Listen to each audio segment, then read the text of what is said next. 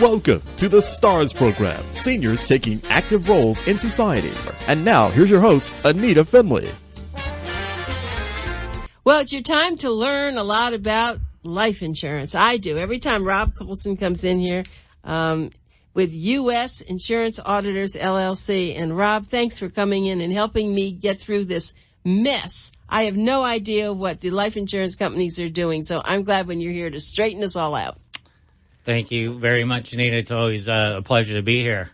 A lot of things have changed over the last few years in the market, and that's where everybody's confusion is. And don't feel bad because your confusion, and you're just an end user, the client, the customer. Brokers, agents are confused because what's happening, it's all over the news today, and it's literally a week by week or definitely a monthly basis now where 1, 2, 5, 10 carriers at a time are increasing rates across the board on clients' policies that they've purchased 3, 5, 10 years ago. So it's really a changing dynamic that us as brokers have had to look at and deal with because many people's policies are imploding. You can read Wall Street Journal articles. We've talked about it in previous shows. The implosion of the universal life market and the implosion of these policies. And anyone listening at the end on the radio probably means, what is this guy talking about, implosion of UL policies? Well, it's real simple. What was a quoted price 3, 5, 10 years ago has now multiplied 3, 5, 10 times. Well, give us an example of that. Okay, give you a real life example. A typical person that bought a insurance policy for estate planning purposes, meaning their threshold or assets are higher that if they both passed away, that their estate would pay estate taxes, which the threshold now is $5.43 million. But it wasn't years ago. No, it wasn't. It was much lower. So that's changed, but also what's changed is the pricing on these people's policies. So to keep things simple, people that have, and this is, I'm using a dynamic of higher people paying estate taxes, but this is no different than Mr. and Mrs. Smith, who bought a universal life policy 5, 10 years ago. From, I won't even name the companies, but there are many of them out there selling them today as investments. They can borrow against them. They can take loans against them for their college education. And they're intended to grow cash values in these policies on top of providing a death benefit to the client. Exactly. So what happened was that person, let's say they were 50 years old. The husband and wife were both 50 years old, both working. And they decided to purchase 8 years ago. A $500,000 universal life policy. They have 2 kids. They have outstanding mortgages of $150,000. So they wanted to make sure if the main owner of the family, dad or mom, should have passed away, that they would have had a minimum amount of assets to at least pay off the mortgage and provide at least up to college education for the kids. That's right. That was always the sales. That's always the way it was. And that's really what insurance was made for at the beginning. It was made for a safe vehicle. For savings, where people could put X amount of dollars away per week or month, and they knew they were going to get a death benefit if the earner died. Exactly. Mom, dad, grandpa, whoever. Sure. Okay? So the beneficiaries would have assets, tax-free, to help offset the loss of the earner. So what's changed in the 7, 8 years? Well, a lot of things have changed. Interest rates have plummeted. We're at historical lows. And insurance prices work with bond markets. So when interest rates go lower, prices of insurance invariably become higher. So how much higher? People are experiencing today increases of their premiums anywhere from a minimum of 30% to some carriers up to 400%. So some recent, in the last 2 weeks, articles have come out, and certain fiduciaries, people that have thousands of these clients that they've written insurance on, practically for their whole life. It was their book of business. That's how they make a living. So they place those policies all throughout their careers with these carriers, various carriers, not one, all of them. So what's happened is interest rates have gone lower. The cost of insurance has gone higher. And now the mortality changes in the tables. People are now projected to live a lot longer than they were 3, 5, 10, 15 years ago. Yes. So guess what happens to the insurance companies? Insurance companies are now going, okay, so we were charging X amount of dollars 7 years ago for $500,000 worth of insurance. Right. Well, that now was a guesstimate that the husband and wife combined life expectancy would probably be at 50, around 35 years for both of them. Okay? Give or take a few years. Well, guess what's happened? Since those policies, interest rates, one, have gone down. Two, AVS, 21st, major life expectancy companies, as well as the insurance companies, have redone their intrinsic mortality tables. So, again... That's it. That's it right there. So the people, again, on the end of they listen to the radio today aren't going to equate that to what it means in layman's terms, so I'm going to explain it. It simply means that 50-year-old, 10 years ago, they would have guesstimated a male would have lived approximately 28 years right now. The female probably 31, 33 years. Now, same 50-year-old, same health, same classification of rating, standard, let's use. Now, that 50-year-old male, instead of 78, is projected to live to 83, 84 years old. The female who is projected to live at 82 to 83 is now projected to live 85 to 87 years old. So what does that do for an insurance company? It's simple. Now the insurance company's risk profile for all of the 50-year-olds that they wrote during that time period, their cost to replicate the insurance today is way higher. The people are going to live longer, which means they're going to have to carry the risk further. So what they've done is something that is going to be in front of Congress in the next, probably in end of next month. They're going to force it through because a lot of the insurance companies delayed it. Starting in last year, different insurance companies sent out letters to their clients stating that something to the effect of, I think you got one of these actually, Anita. I did. Something to the effect of that the minimum premium that you have previously been paying for your policy will no longer carry that policy anymore. So what you're going to need to do, instead of using that same example on that 50-year-old male on a $500,000 policy, he was probably quoted $500 per month. Okay? Okay. Husband and wife. Today, that same policy will get an increase of $1,500 to $2,500 a month from many, many carriers. That's now going back to this real couple scenario. They're 50-year-olds. They're still working. They probably still have the same job.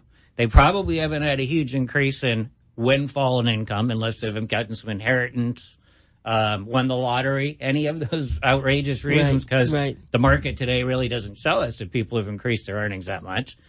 But the average person is probably learning static, maybe a couple dollars more, maybe a couple dollars less.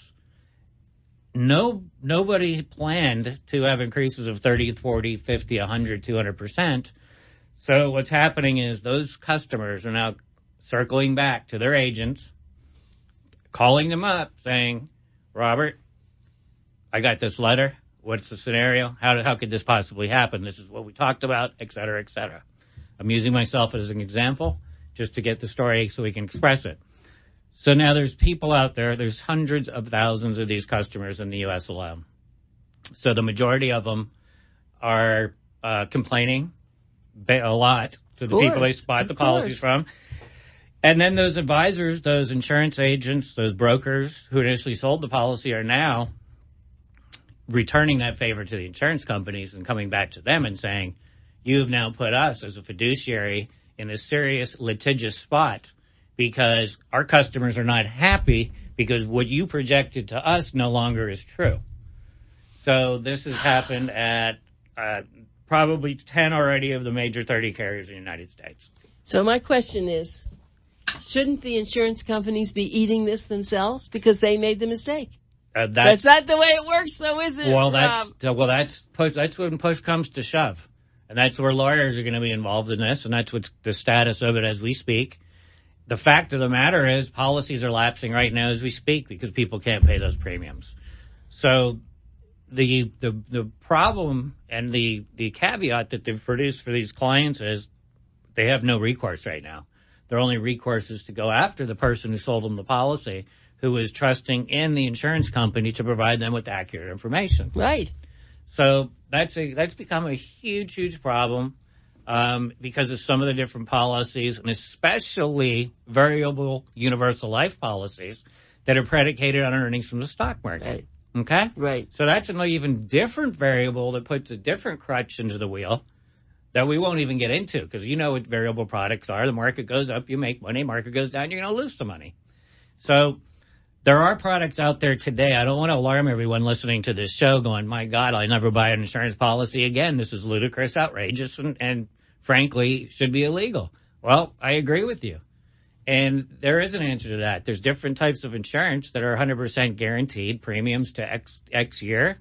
They're called GULs, all right? A GUL is something where an insurance company will project out till age 90, 95, 100 or plus, where you can actually project out the actual guaranteed amount to maturity or to an age where you would like to. Whereas a variable policy is sold on the pretense, and it has good benefits, don't get me wrong, where it's flexible, you can skip a payment if you have cash in the account, you can borrow against it, you can take a loan on your own money, and all these great features. And that works great in the great interest rate market where the premiums have stayed static, and the insurance companies and the LE life expectancy companies haven't said, we made a mistake. And the mistake they made was 30, 40% off of people's longevity. So now we have the perfect catch. This is the perfect tsunami. You have, I was going to say the perfect storm, right? It is, because we have low interest rates causing the insurance companies to pay more for their barrel of insurance. And now we have the expectancy of people living longer all over the board. You know about it. You talk about it every day. You write about it in your magazine every month. Live to be 100 plus. And the vitality and the fact that people are going to live probably in their 90s plus, maybe 100s in our next generation. Absolutely. It's not an if, it's happening. That's right. It really is.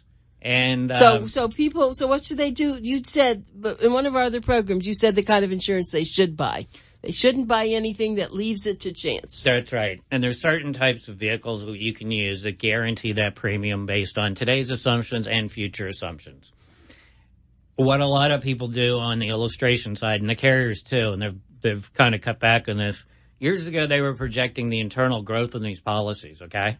There's a cash account in a universal life policy versus term, which has no cash value, right? Yes. Okay. So these universal life policies in good times when the insurance company could make money in the bond markets, the stock markets, and the investments they do with the premium dollars you give them, they could make 5, 6, 7% on people's money. They could do that. Today they can't. Now they're having a hard time making 4 and 5%.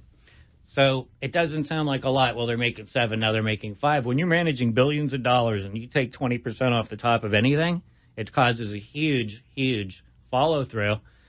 And unfortunately today, it's the customer, it's the client that purchased these policies anywhere from 3 to 15 years ago that are now starting to feel the heat. We get these calls constantly at my office because people without an unlimited means, which are very limited today, as you know, rarely want to see an increase on anything, let alone their life insurance. Something they were sold based on the death benefit and based on a premium. Exactly. Because most agents today, Anita, if you go in and you say, I want $1 million policy, they're going to rush out, shop however many carriers they're lucky enough to be associated with, right? 10 on a good day. We use 50 plus. So what they're going to do is immediately go out and shop that and come back to Anita and go, I got the lowest rate. Just like a car salesman would. I got it the lowest rate, so don't go to the other Toyota lot because I can beat it. Well, that's not always the best solution for that customer. Because what might be cheap might not be really projected out properly, as you know. And that's exactly what your average agent's doing today. So why isn't everybody selling the GULs? Because they're more expensive. That's it. It's plain and simple. But I'm willing to bet, and we do it on a weekly, daily basis, if you tell the customer the reality of what I just went through, exactly, how interest rate sensitive the policy really is, how as you get older, the cost of insurance definitely increases regardless of market conditions. And the only way I can really project out for estate planning purposes, for proper planning, is a GUL, because I can project exactly out how long it would take and the dollars it requires to do that. That's perfect. So they call it a GUL, which is a guaranteed universal life policy. Now, have you been selling these for a long time? It's probably the most popular among high net worth people now because of the guarantee on the estate tax provision. Okay. Because you got to remember the two things two things we know for sure. You're never going to be as young as today and you're never going to be as healthy as today. And that's the golden rule of insurance, especially life insurance. What does that mean, Robert? It means if I'm sitting in front of you today and you're 65 years old, right? And I'm determining you and your husband's net worth, calculating out what potential estate tax problem you might have in the back end, right? If I'm projecting that out, you're also projecting the trustee would be doing this. The attorney working with us would be also projecting out how much it's going to cost the estate or you and your husband to carry this policy. So unless we have a definitive number, we're guessing, aren't we? Yep. That's all you're doing is guessing. So I'm glad we touched on that because the GUL, I'm going to bring up another important thing and one of the best products we're doing today. It's an asset protection play. Asset protection plan? Exactly. And what does that mean? Let me give you some real-life examples.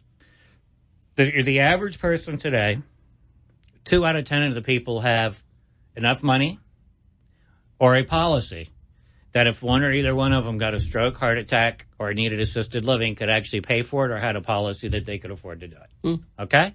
2 out of 10. That's not many. No, it isn't. So 20% actually have the coverage. So here's your average scenario. Husband and wife, both in their mid-60s. Okay? Both have been working all their life, but they're retired now. They have an estimated net worth of $1 million with their home, their stocks, their bonds. The whole portfolio they own is $1 million of assets. Okay. They're sitting there. Their mother just got sick. She just went in a facility. So mom says to dad, whoa, we just see how much we had to pay to get her in that facility, and we see how much this monthly payment's going to be. If something happened to you, I'm going to be broke. That's right. Because when you go in that facility, first, one thing's for sure is everything goes right away. The assets are going. How long they're going to go, we don't know. Because $1 million and 2 people will go very quickly in any one of those facilities. So our asset protection plan is very simple. I'm not going to get into the working mechanics because it has a lot of moving parts. Very basically, we take 1% of a person's assets, less than 1%. So $9,500 a year, $10,000 a year. Of $1 million in assets, we'll protect all of it because what it allows us to do is design a product whereby if either one of them got sick, it gives them immediate access to $500,000 worth of cash each. You're really kidding. I'm telling you. Now, that is just unbelievable. So now let's go through that again. Yeah, let's go through that. Okay. I got a mid-50s, mid-60s, no long-term care, getting ready to retire, already retired, done a pretty good job in their life, have $1 million. They got a $300,000 home. They got $500,000 in the market. They have $150,000 IRAs each. $1 million, right? We know that if something happens to them without a long-term care policy that's probably cost prohibitive at this state of their lives or not available because of health reasons, we know that if something happens to them, immediately those assets are going to start being sold and attached. Because to move into a good facility without a care policy today is going to cost you between $200,000 to $300,000 down and between $3,000 and $6,000 per month for that facility. So what do? We're going to take 1% of their net worth, $10,000, and we can insure them both. That'll give them immediate access on a long-term care trigger of $500,000 per each. So now without going into what it would cost for long-term care for both of those people, twice the amount of money for half of the benefit. Okay, but now where does that money come from? So if comes from the insurance company and from that policy. That policy becomes collateralized. So the amount that's used for care, we don't know how much it's going to be, right? Right. You can be in there for three minutes. You could be in there for 3 years. You could be in there for 10 years. Especially how well people are taken care of in those beautiful communities. Exactly. So what we do know definitively is we can give them access to $500,000 apiece, which is a lot of money to get you in a decent place for a while. And where do we bring them from? We brought them from zero, right? Right. So if dad or mom has a heart attack, stroke, cancer, renal failure, anything that's going to require constant care, we can help them do that. on less than 1% of their assets. And is that with a major insurance company? Definitely. Big ones like you already know, John Hancock's, Mutual of Omaha, New York Life. Those are the kind of carriers. And they see this as the next, they see this as really what people should be doing, don't they? I think anybody who's over 40 years old that purchases any type of life insurance product today without a portion of these access programs, the long-term care trigger, the nursing home care, the terminal air waivers, is wasting their money. They are. Because they're getting one program where they can get 2 or 3 programs.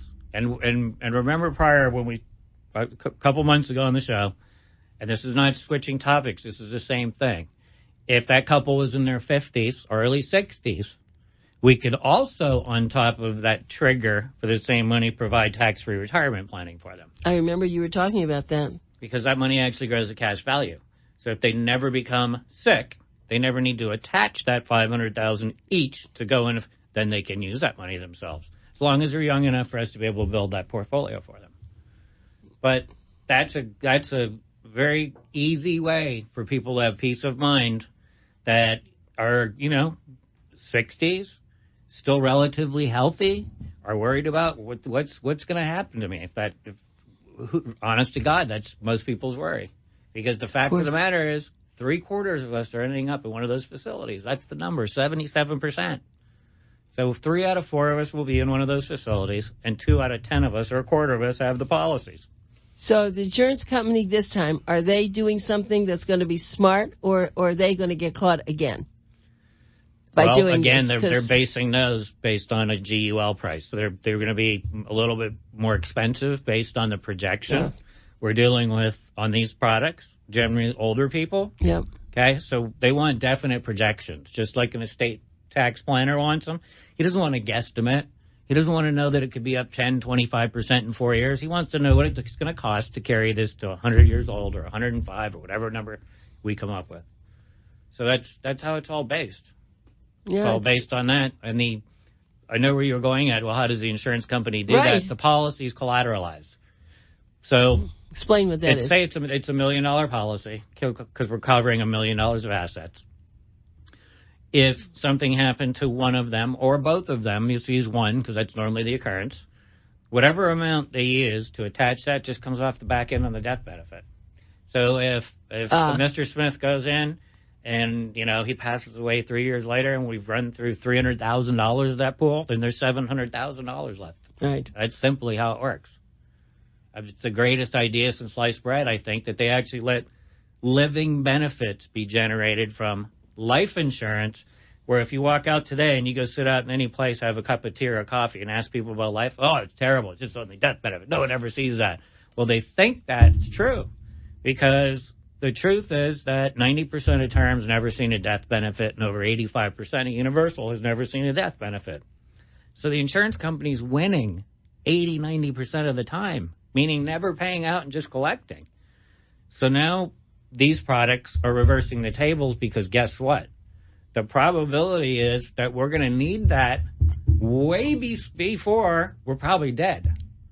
My point is, you follow me? Yes. We're probably going to end up needing help before we die. Exactly. But so will there still be money left? Let's say you use this. Is there still going to be money left to leave to the family? No, you're using the money now, which is unusual because life insurance was always for the family. But now families are getting caught up to help their family members. Right. And now they don't have to. It's there. Well, and let's do just some simple math here, right? Let's say the premiums are $10,000 a year for both of them, right? Yeah. But that gives them a pool of over $500,000. Exactly. Well, how long does it take $10,000 to become $500,000? 50 years. A long time, right? Yes. Okay. So now remember, they're using an example, people in their mid-60s, Anita, right? Yeah. They're going to live 20, 30 years, not 50 years. No, right. So for 1% of their assets, $10,000, they're protecting $500,000 in cash assets each. It really is a wonderful thing. And so if someone calls you, what should they ask for? The guaranteed, now this isn't the guaranteed. They would never actually call up and ask me what product we would talk about what their needs and their solution is. Because there is literally we do work with over 50 carriers. They all have different bells and whistles, and they all offer different products and how they use those triggers that I just told you. So it depends on people's health, wealth, status, all the stuff, and what are we doing this planning for? If I'm doing it just to build cash values for a 40-year-old landscaper that has no pension, that is a completely different animal than a 65-year-old couple who are sitting on $1 million with no long-term care and are worried about their futures. That's a different animal, so we have different products.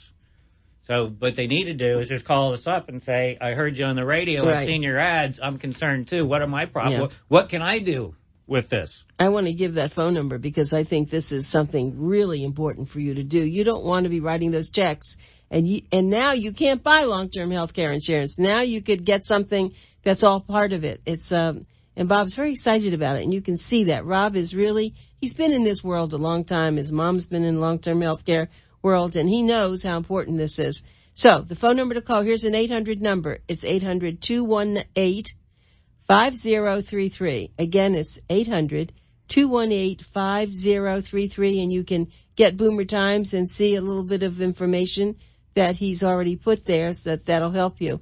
The name of the company is USInsuranceAuditors.com. USInsuranceAuditors.com. So you need to call them for a free evaluation. Now, there are a lot of calls coming in from all over. A lot of us are getting them, from insurance people. Don't do that. Wait for Rob, because Rob's not going to do anything to hurt you. And those people, they're, as you said, they're going to give you the least amount of money, but it's going to be for the least policy too, right? We don't add that. That's a fact. Yeah. Well, I have so much confidence in you, and I'm certainly glad that we keep, see, life insurance, you have to keep punching and hitting people with this because, as you said, I don't want any more life insurance. Anyway. It's all the old adage. No one wants to talk about it till something happens, and they wish they had 10 times more. Yeah, but you've added another whole side to this, Rob. So thanks a lot for doing that. Again, it's 800-218-5033, U.S. Insurance Auditors, LLC. Talk to you next time. Thank you, Anita.